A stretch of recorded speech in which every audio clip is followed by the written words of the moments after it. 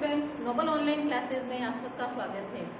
आज हम पढ़ेंगे लेसन 2 सीसीटी के घटक। उसके अंतर्गत हम पढ़ेंगे कंप्यूटर का विकास, यानी कंप्यूटर का विकास कैसे हुआ, कंप्यूटर को कितने पीढ़ियों में बांटा गया है, कंप्यूटर की विभिन्न पीढ़ियों में किस किस का प्रयोग किया गया। तो कंप्यूटर को जो मोस्टली कितनी पीढ़ियों में बांटा गया है, कंप्यूटर को मोस्टली 5 पीढ़ियों में बांटा गया है। कंप्यूटर का विकास 5 पीढ़ियों के अंतर्गत किया गया है। ठीक है, तो कंप्यूटर का विकास करने के लिए 5 पीढ़ियां उपयोग में ली गई, यानी 5 पीढ़ियों में हम कह सकते हैं कंप्यूटर का विकास संपूर्ण होता है। तो पहली पीढ़ी जो है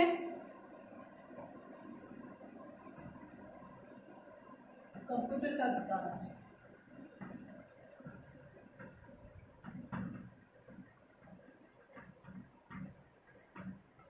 या पीढ़ियां। ठीक है, प्रथम पीढ़ी है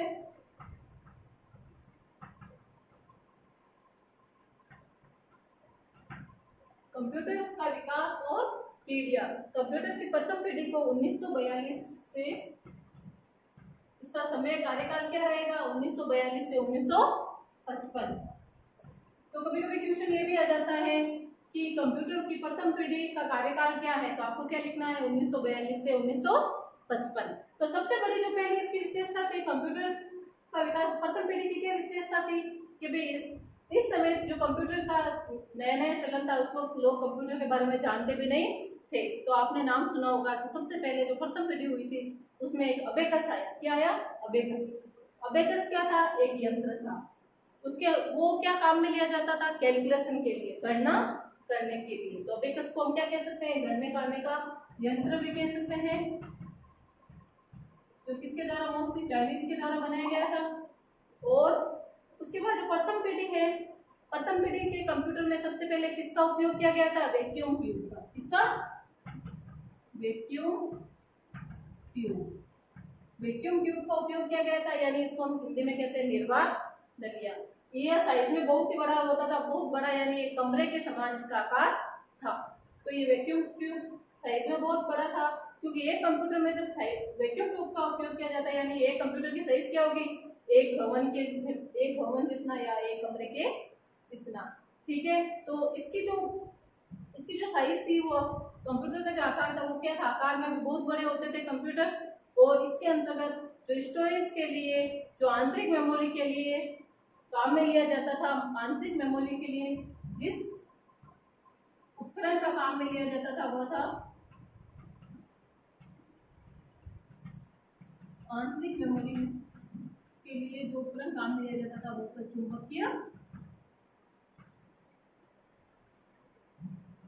चुंबकीय टेप या मैग्नेटिक टेप कह सकते हैं। तो आंतरिक मेमोरी के लिए किसका उपयोग किया जाता था? चुंबकीय टेप। अब चुंबकीय टेप की साइज थी वो क्या थी? बहुत छोटी थी। तो हम कह सकते हैं कि जो प्रथम पीढ़ी के कंप्यूटर थे उसकी क्या विशेषता थी? आकार में बहुत बड़े थे, आकार में बड़े, बहुत बड़े। ठीक है, दूसरा हम कह सकते हैं गति थी इनकी, वो बहुत ही कम थी, गति बहुत कम। मेमोरी की भी साइज बहुत कम थी। तो ये थी प्रथम पीढ़ी की विशेषता है, यानी जब और ये लागत में क्या थे? लागत, कॉस्ट में इनकी क्या थी? बहुत ही ज्यादा थी। ठीक है, तो अब हम कह सकते हैं प्रथम पीढ़ी में क्या था, तो प्रथम पीढ़ी के कंप्यूटर आकार में बहुत बड़े थे, इसमें वैक्यूम ट्यूब का उपयोग किया गया था। तो और आंतरिक मेमोरी के लिए चुंबकीय ड्रम, चुंबकीय ड्रम का उपयोग किया गया था। और तीसरा, ये आकार में बहुत बड़े थे और इनकी लागत भी बहुत बड़ी थी। इस प्रकार जो पहली पीढ़ी के जो कंप्यूटर थे उसका नाम था ENIAC।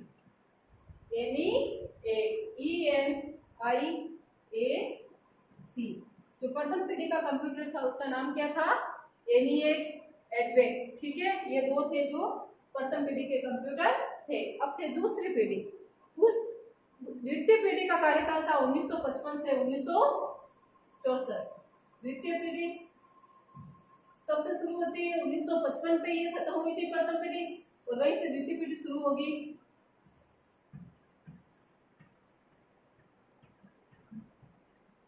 द्वितीय पीढ़ी, वहीं से द्वितीय पीढ़ी शुरू होगी 1955 से लगा के 1964। ठीक है, तो प्रथम पीढ़ी हमने देखा कि उसमें वैक्यूम ट्यूब का उपयोग किया गया था। तो द्वितीय पीढ़ी में क्या हुआ? वैक्यूम ट्यूब की जगह किसका प्रयोग किया जाने लगा? ट्रांजिस्टर का। किसका? ट्रांजिस्टर का। वैक्यूम ट्यूब की जगह ट्रांजिस्टरों का उपयोग किया जाने लगा। तो जो ट्रांजिस्टर थे वो वैक्यूम ट्यूब से आकार में बहुत ही छोटे थे, और ये किसके बने थे? अर्धचालक यानी सेमी कंडक्टर के। किसके बने हुए थे? अर्धचालक धातु से बने थे। अर्धचालक धातु से बने हुए थे। ठीक है, यानी सेमीकंडक्टर। दूसरी बात, ये किस पे आधारित है? ट्रांजिस्टर।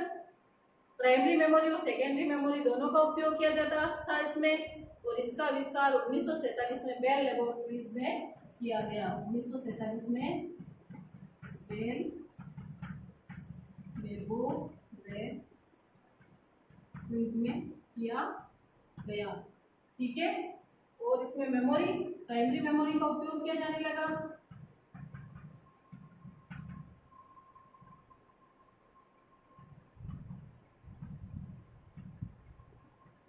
प्राइमरी मेमोरी का उपयोग किया जाने लगा, तथा सेकेंडरी मेमोरी में इसके लिए सेकेंडरी मेमोरी का उपयोग भी किया जाने लगा। तो सेकेंडरी मेमोरी में उपयोग में ली जाने वाली कौन सी मेमोरी थी? चुंबकीय टेप। चुंबकीय टेप। पहले हमने पढ़ा था वैक्यूम ट्यूब। वैक्यूम ट्यूब की जगह क्या? ट्रांजिस्टर का उपयोग किया जाने लगा। अब ट्रांजिस्टर की जगह क्या हुआ? वैक्यूम ट्यूब की जगह ट्रांजिस्टर। ट्रांजिस्टर का निर्माण कब हुआ? 1947 में। किसके द्वारा? बेल लेबोरेटरीज के द्वारा। मेमोरी इसमें कौन सी? प्राइमरी मेमोरी और सेकेंडरी मेमोरी दोनों का उपयोग किया जाने लगा। सेकेंडरी मेमोरी में किसका उपयोग किया जाता था? चुंबकीय टेप। किसका उपयोग किया जाता था? चुंबकीय टेप और डिस्क।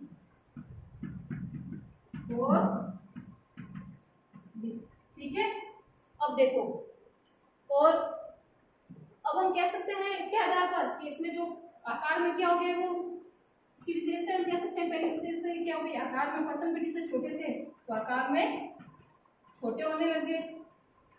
ट्रांजिस्टर का उपयोग किया जाने लगा, इसमें मेमोरी का भी उपयोग किया जाने लगा। ठीक है, प्राइमरी और सेकेंडरी दोनों। इसके साथ हम कह सकते हैं कि इसकी कॉस्ट थी, लागत थी, वो भी क्या थी? बहुत ही कम। लागत या कॉस्ट क्या थी? कम। किससे? प्रथम पीढ़ी के कंप्यूटर से। ठीक है, अब इसके उदाहरण हम कह सकते हैं आईबीएम, यानी आईबीएम के द्वारा तैयार किया गया IBM 70 सीरीज। क्या था? IBM 70 series. दूसरा हम कह सकते हैं IBM 1600। IBM 1600 series. ये जो दो प्रकार के कंप्यूटर हैं, इनका निर्माण तृतीय पीढ़ी के कंप्यूटर में किया गया। ठीक है, नेक्स्ट आता है तृतीय पीढ़ी। नेक्स्ट आता है तृतीय पीढ़ी। 1964 से 1975। तृतीय पीढ़ी। अब फर्स्ट पीढ़ी में हमने क्या पढ़ा था? Vacuum tube. क्या पढ़ा था? Vacuum tube. सेकेंड पीढ़ी में हमने पढ़ा था ट्रांजिस्टर। यानी वैक्यूम ट्यूब की क्या जगह थी कि एक वैक्यूम ट्यूब जितनी जगह घेरता उतने में तो कितने ट्रांजिस्टर आ जाते हैं? कम से कम 1000, 100 से ज्यादा ट्रांजिस्टर वहां पे आ जाते थे। ट्रांजिस्टर। अब तीसरी में आएगा आपके आईसी, यानी इंटीग्रेटेड सर्किट। तीसरी में पीढ़ी में किसका उपयोग किया जाने लगा? इंटीग्रेटेड सर्किट यानी आईसी।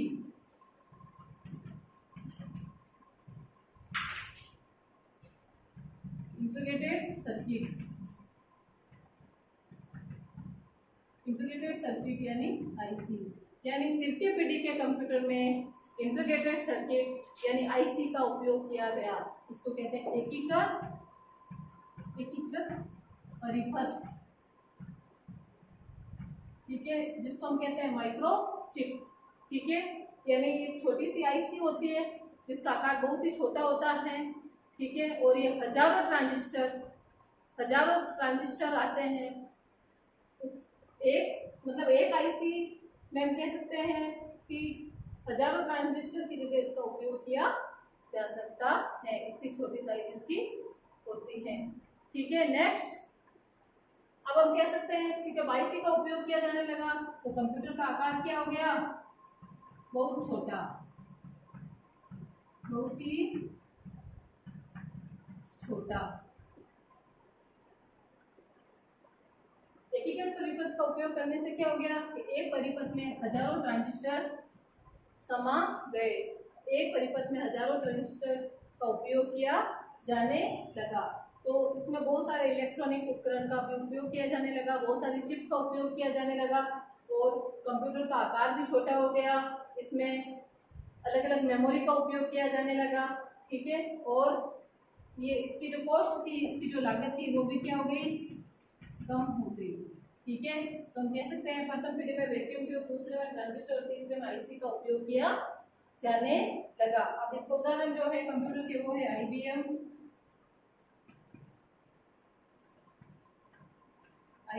360, ठीक है। नेक्स्ट IBM 360 यानी IBM 360 जो सीरीज है उस कंप्यूटर का निर्माण IBM कंपनी के द्वारा किया गया। कौन सी पीढ़ी के अंतर्गत, तृतीय पीढ़ी में, 1964 से 1975 के अंतर्गत। और एक है LCL,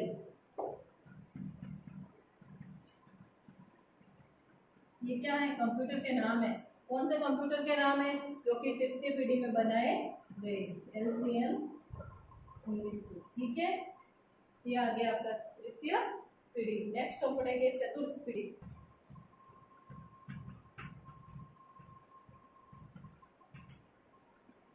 उन्नीस सौ 75 से 1990, ठीक है। चतुर्थ पीढ़ी 1975 से 1990। अब इसमें किसका उपयोग किया जाने लगा, ये आकार में क्या हो गए, और छोटे, सबसे छोटे। इसमें किसका उपयोग किया जाने लगा, VLIC यानी वेरी लार्ज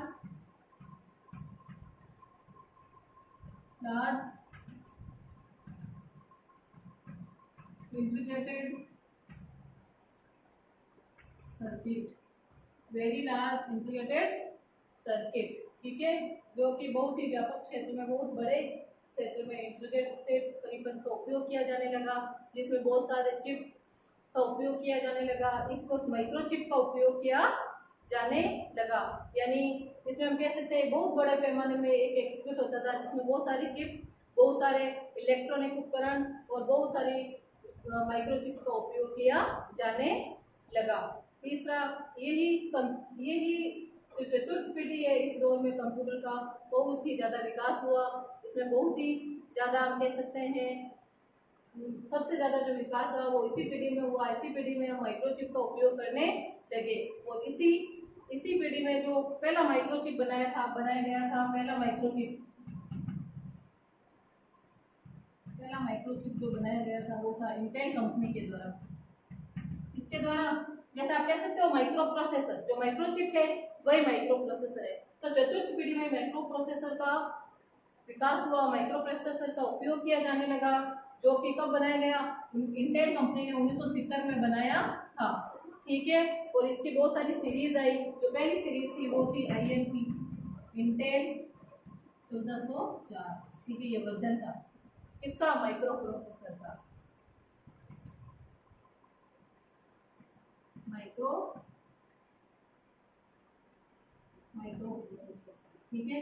आप कहते हो कि भाई आपने जनरली सुना होगा कि आपके कंप्यूटर में कौन सा प्रोसेसर है, भाई i-Core है, इंटेल का प्रोसेसर है, ठीक है। तो इस प्रकार अब i3, i5, i7 बहुत सारे प्रोसेसर मार्केट में उपलब्ध हैं। तो हम कह सकते हैं कि चतुर्थ पीढ़ी में सबसे ज्यादा कंप्यूटर का विकास हुआ, ठीक है। और इसी पीढ़ी के जो कंप्यूटर है आप देखते हो डेस्कटॉप है, लैपटॉप है, पामटॉप है, वो सब चतुर्थ पीढ़ी के ही हैं। तो हम कह सकते हैं कि जो चतुर्थ पीढ़ी के कंप्यूटर है वो आकार में क्या हो गए, छोटे हो गए, उसकी लागत कम हो गई, और दूसरी बात इनकी जो स्पीड थी, गति थी, वो भी क्या हो गई, तेज हो गई, स्पीड भी तेज हो गई।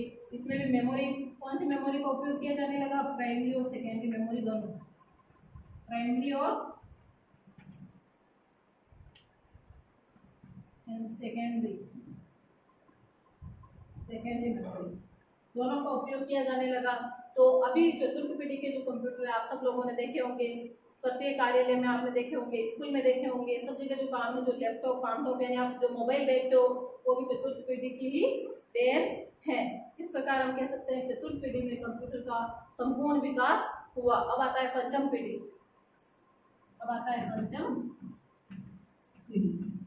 पंचम पीढ़ी के अंतर्गत हमने चतुर्थ पीढ़ी कहाँ खत्म की थी, 1989 से अब तक जो चल रहा है वो पंचम पीढ़ी चल रहा है, फिफ्थ जनरेशन। कौन सी जनरेशन चल रही है, फिफ्थ जनरेशन। अब आपको पता है कि हम कह सकते हैं कि चतुर्थ पीढ़ी तक कंप्यूटर में क्या हो गया था कि मेमोरी का उपयोग किया जाने लगा, ठीक है। अब पांचवी पीढ़ी में क्या होगा, कृत्रिम मेमोरी, ठीक है, आर्टिफिशियल इंटेलिजेंस, जिसे हम कह सकते हैं रोबोट का जो निर्माण किया जा रहा है वो कौन सी पीढ़ी के अंतर्गत किया जा रहा है, कंप्यूटर की पांचवी पीढ़ी के अंतर्गत। यानी हम सोच भी नहीं सकते पांचवी पीढ़ी में कंप्यूटर क्या से क्या कर देगा, और आप सब भी जानते हो पांचवी पीढ़ी में क्या हो रहा है क्या नहीं, ठीक है। तो पांचवी पीढ़ी में हम कह सकते हैं कि रोबोट बनाए जाने लगे, एक मशीन के अंतर्गत आर्टिफिशियल इंटेलिजेंस का उपयोग किया जाने लगा है, ताकि हम ऑर्डर देंगे और वो कार्य कर लेगा, ठीक है।